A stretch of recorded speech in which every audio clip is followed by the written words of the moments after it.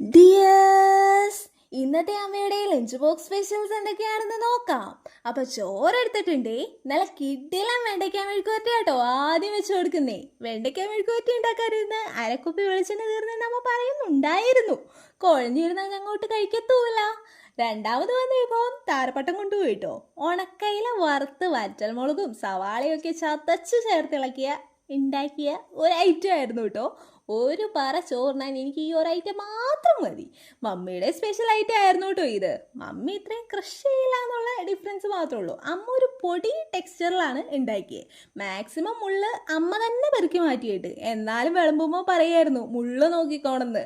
ഇനി നേരത്തെ ഉപ്പിലിട്ട് നമ്മുടെ നാരങ്ങയെ റിലീസ് ചെയ്തേണ്ടേ, അതുകൂടി വെച്ച് കൊടുത്തു കേട്ടോ. ഇനി ചക്കക്കുരുവും മാങ്ങയും ഉണക്കച്ചെമ്മീനും തേങ്ങ അരച്ച് വെച്ച കറി കൂടി വെച്ചാൽ ലഞ്ച് ബോക്സ് റെഡിയാണേ. അപ്പോൾ വീഡിയോ ഇഷ്ടമായാൽ കൂടെ കൂടില്ലേ.